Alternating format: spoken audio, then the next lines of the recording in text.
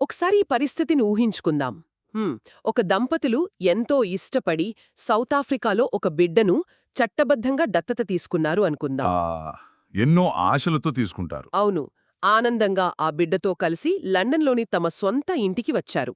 అంతా బాగుందనుకుంటున్న సమయంలో లండన్ ప్రభుత్వం ఆ డాక్యుమెంట్లు చూసి మా చట్టాల దృష్టిలో ఈ బిడ్డకు మీకెలాంటి సంబంధం లేదు అని చెప్పిందనుకోండి. హ్మ్, అది నిజంగా భయంకరమైన పరిస్థితి. అంటే ఆ బిడ్డ మీ ఆస్తికి వారసుడు కాడు అని చెప్తే ఆ కన్నబిడ్డలాంటి ప్రాణాన్నే చట్టం ఒక్క ఉదుట్న పరాయిదాన్ని చేస్తే వాళ్ళ పరిస్థితి ఏమిటి? ఏంటంటే ఇదేదో కల్పిత కథ కాదు. అంతర్జాతీయ కుటుంబ చట్టాల ప్రపంచంలో నిజంగానే జరిగిన ప్రతిరోజూ జరుగుతున్న పరిణామమిది. నిజమే. ఒక దేశం గీసిన గీత దాటగానే మనుషుల మధ్య ఉన్న అత్యంత పవిత్రమైన బంధాలు కూడా చట్టం దృష్టిలో మాయమైపోతాయి. ఖచ్చితంగానండి. దేశాల సరిహద్దులు కేవలం మ్యాప్లో గీసిన గీతలు మాత్రమే కాదు.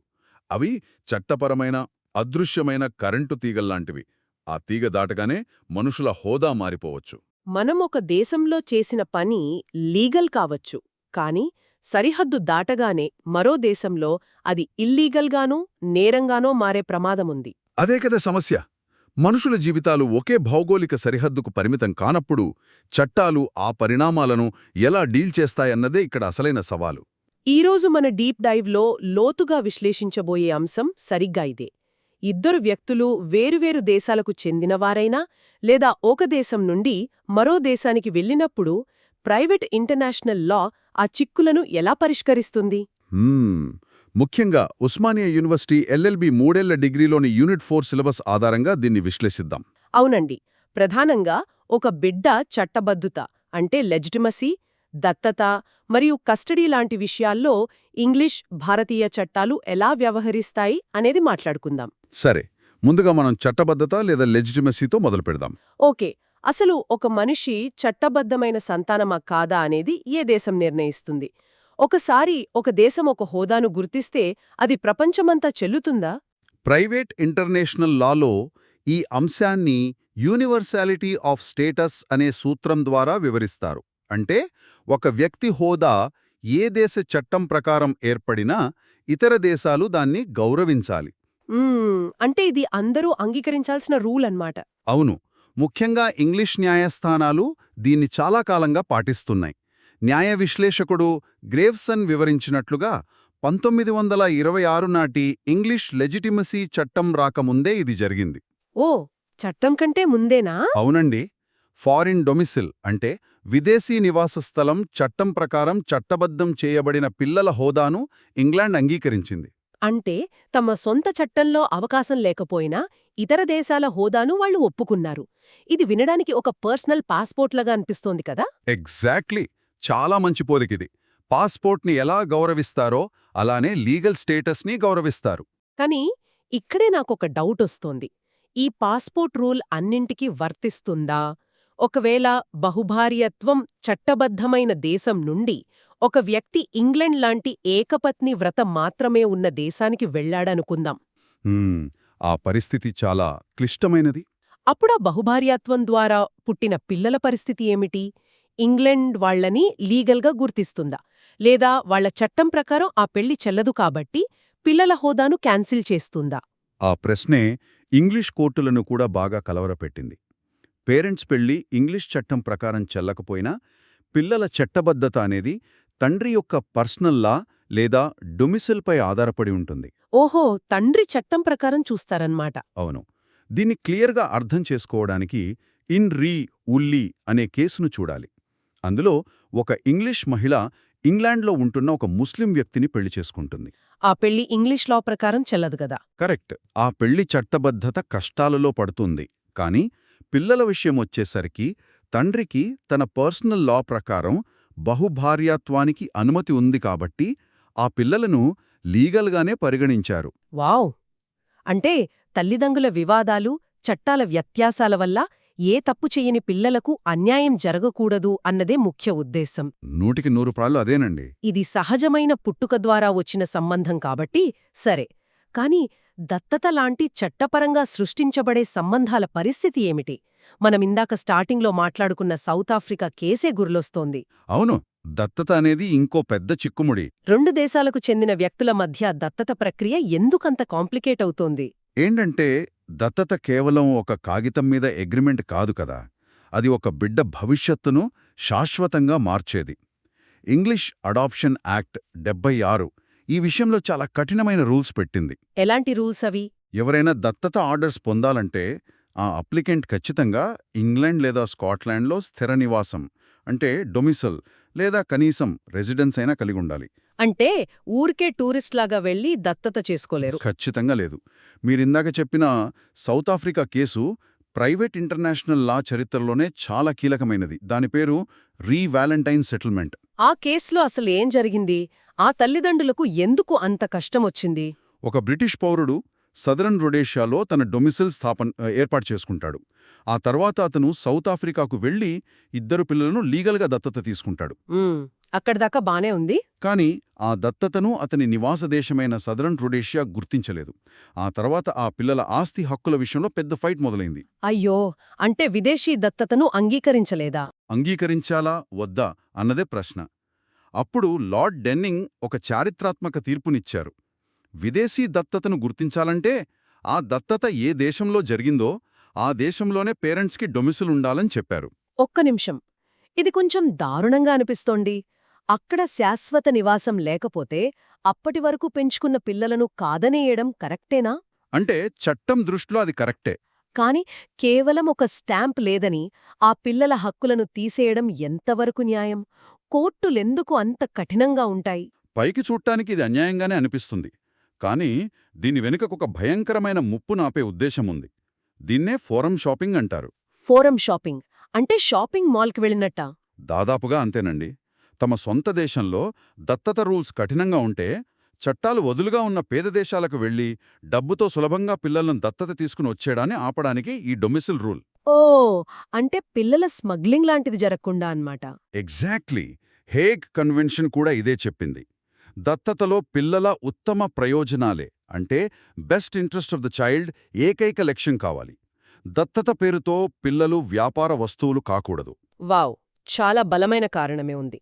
చట్టాల లొసుగులను వాడుకోకుండా ఈ డొమిసిల్ ఒక చెక్ పోస్ట్ లాగా పనిచేస్తుంది. అవును. సరే, దత్తత గురించి తెలుసుకున్నాం. ఇప్పుడు ఒక కుటుంబం ఏర్పడింది, వేర్వేరు దేశాల్లో ఉంటున్నారు.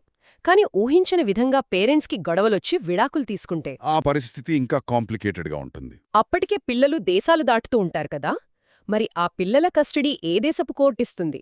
ఇదొక రకంగా మన స్మార్ట్ ఫోన్ లాంటిదేనా? స్మార్ట్ ఫోన్ నెట్వర్క్ లాగా. ఎలా అంటారు? అంటే మనం ఫోన్ పట్టుకుని బార్డర్ దాటగానే ఆటోమేటిక్గా అక్కడ లోకల్ నెట్వర్క్కి కనెక్ట్ అయిపోయి టైం మారిపోతుంది కదా. పిల్లలు కూడా ఏ దేశంలో అడుగు పెడితే ఆ దేశపు నెట్వర్క్లోకి వెళ్ళిపోతారా? అద్భుతమైన పోలిక ఇది. అంతర్జాతీయ కస్టడీ వివాదాలన్నీ సరిగ్గా ఇదే కాన్సెప్ట్ చుట్టూ తిరుగుతాయి. ఇంగ్లీష్ లా ప్రకారం జాన్స్టోన్ వర్సెస్ బేటీ కేసులో ఒక సిద్ధాంతం వచ్చింది. ఏంటది? పేరెంట్స్ పాట్రియే అంటే దేశమే లేదా కోర్టే పిల్లలకు ఒక తండ్రి లేదా తల్లి పాత్ర పోషించడం. అంటే పిల్లల బాధ్యత కోర్టుదేనా? అవును. పిల్లల నివాసం ఎక్కడున్నా ఏ దేశ పౌరులైనా పట్టింపు లేదు. వాళ్లు ఇంగ్లాండ్ భౌగోళిక సరిహద్దులో ఉన్నంతకాలం ఇంగ్లీష్ కోర్టులకు వాళ్లమీద కస్టడీ మరియు రక్షణ బాధ్యత ఉంటుంది. మీరు చెప్పినట్లు ఫోన్ ఏ టవర్ కింద ఉంటే ఆ సిగ్నల్ రక్షిస్తుందన్నమాట. వినడానికి చాలా బావుంది, కానీ ఇక్కడే నాకొక పెద్ద ప్రమాదం కనిపిస్తోంది. ఏంటది? దీన్ని ఆసరాగా తీసుకొని ఎవరైనా ఒకరు పిల్లలను కిడ్నాప్ చేసి వేరే దేశానికి పారిపోతే అప్పుడు ఆ లోకల్ నెట్వర్క్ వాళ్లను రక్షిస్తుందా? ఇది కిడ్నాపింగ్ను ఎంకరేజ్ చేసినట్లు కాదా? అదే ప్రైవేట్ ఇంటర్నేషనల్ లా ఎదుర్కొంటున్న అతి పెద్ద గండం. దీన్నే చైల్డ్ అబ్డక్షన్ అంటారు. మరి మన ఇండియన్ చట్టాలు దీన్ని ఎలా డీల్ చేస్తాయి? దీనికోసం కేరళ హైకోర్టులో జరిగిన Margaret versus doctor Chacko case గురించి మాట్లాడుకోవాలి. ఇది చాలా ఉత్కంఠగా ఉంటుంది. ఒక జర్మన్ తల్లి, ఇండియన్ తండ్రి ఉంటారు. ఓకే. విడాకుల సమయంలో జర్మన్ కోర్టు పిల్లల కస్టడీని తల్లికిస్తుంది. కానీ తండ్రి ఆ ఆర్డర్ని లెక్క చేయకుండా పిల్లలను కిడ్నాప్ చేసి ఇండియాలోని కేరళకు తెచ్చేస్తాడు. అప్పుడు ఆ తల్లి కేరళ హైకోర్టును ఆశ్రయిస్తుంది. ఇదొక ఢీకొట్టే పరిస్థితి కదా. జర్మన్ కోర్ట్ ఆర్డర్ మన ఇండియాలో చెల్లుతుందా? పైగా పిల్లలు ఇప్పుడు కేరళ లోకల్ నెట్వర్క్లో ఉన్నారు కదా, మన కోర్టులు మనవాళ్లకే సపోర్ట్ చేస్తాయేమో. ఇక్కడే మన న్యాయ వ్యవస్థ మెచ్యూరిటీ చూపించింది. కేరళ హైకోర్టు ఏమందంటే పిల్లలు ఇప్పుడు కేరళలో ఆర్డినరీ రెసిడెన్స్ అంటే సాధారణ నివాసం ఉంటున్నారు కాబట్టి మాకు అధికార పరిధి ఉంది అని చెప్పింది. అంటే జర్మన్ ఆర్డర్ని పక్కన పెట్టేసిందా? లేదు, మాకు అధికారం ఉన్నప్పటికీ విదేశీ కోర్టుల ఉత్తర్వులను గుడ్డిగా తోసిపుచ్చము అని క్లియర్గా చెప్పింది. వీటిని గౌరవిస్తాము. దీన్నే కామిటీ ఆఫ్ కోర్ట్స్ అంటారు. ఓహో, కామిటీ ఆఫ్ కోర్ట్స్. అవును, ఆ జర్మన్ కస్టడీ ఆర్డర్ పిల్లల సంక్షేమానికి వ్యతిరేకంగా లేదని నిర్ధారించుకుని పిల్లలను వెంటనే తల్లికి ఇచ్చేయాలని తీర్పునిచ్చింది. మన పౌరుడు కదా అని వెనకేసుకోరాలేదు. గ్రేట్. ఈ కేసును బట్టి చూస్తుంటే రెండు విషయాలు ఢీకొంటున్నట్లు అనిపిస్తోంది. ఒకవైపు విదేశీ కోర్ట్ల పట్ల గౌరవం, అంటే కామిటీ ఆఫ్ కోర్ట్స్, మరోవైపు పిల్లల సంక్షేమం, వెల్ఫేర్ ఆఫ్ ద చైల్డ్. అవును, ఈ రెండింటి మధ్య బ్యాలెన్స్ చేయడం చాలా కష్టం. ఈ రెండింటి మధ్య క్లాష్ వచ్చినప్పుడు సుప్రీంకోర్టు ఈ బ్యాలెన్స్ని ఎలా మెయింటైన్ చేస్తోంది? సురీందర్ కౌర్ సంధు కేసులో సుప్రీంకోర్టు ఒక క్లియర్ డైరెక్షన్ ఇచ్చింది. అసలు వివాదంతో మోస్ట్ ఇంటిమేట్ కాంటాక్ట్ అంటే అత్యంత సన్నిహిత సంబంధమున్న దేశానికే పవర్ ఉండాలని తేల్చి చెప్పింది. సన్నిహిత సంబంధమంటే ఆ పిల్లలెక్కడ పుట్టారు, ఏ వాతావరణంలో పెరిగారు, వాళ్ల స్కూల్, ఫ్రెండ్స్ లాంటివా? ఎగ్జాక్ట్లీ అవే. ఆ తరువాత శిల్పా అగర్వాల్ మరియు వి రవిచంద్రన్ కేసుల్లో కూడా కోర్టులు ఇదే చెప్పాయి. చట్టవిరుద్ధంగా పిల్లలను తీసుకువచ్చినప్పుడు కామిటీ ఆఫ్ కోర్ట్స్ ప్రకారం వాళ్లను తిరిగి వాళ్ల హ్యాబిచువల్ రెసిడెన్స్ అంటే అలవాటైన నివాస స్థలానికి పంపించాల్సిందే అని తీర్పునిచ్చాయి. పేరెంట్స్ ఈగో కోసం పిల్లల స్థావరాన్ని మార్చేస్తే అది వాళ్ల హక్కులను లాక్కోవడమే అవుతుంది కదా?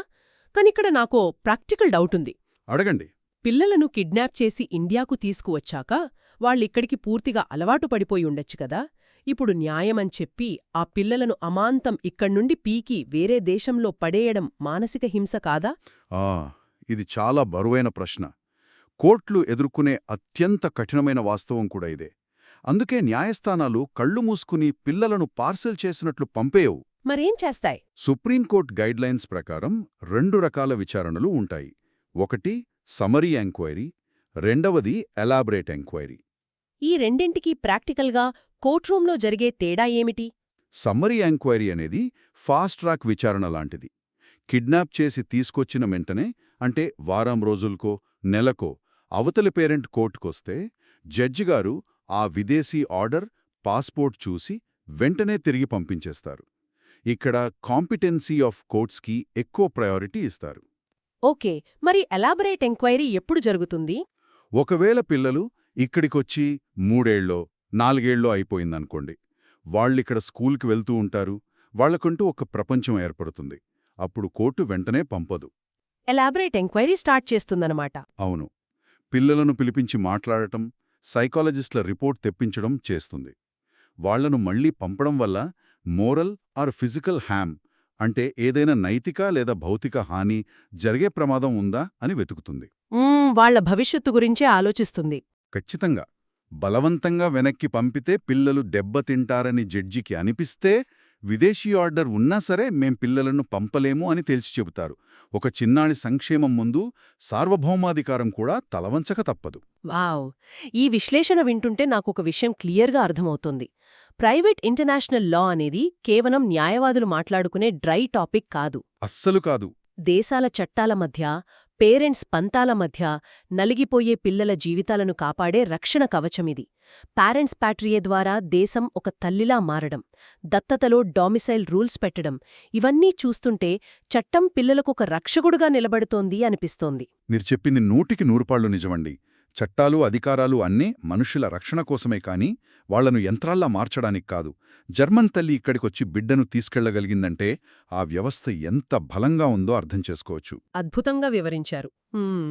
అయితే ఈనాటి మన డీప్ డైవ్ను ముగించే ముందు వింటున్న ప్రతి ఒక్కరూ ఆలోచించడానికి ఒక ప్రశ్నను వదిలి వెళ్లాలనుకుంటున్నాను.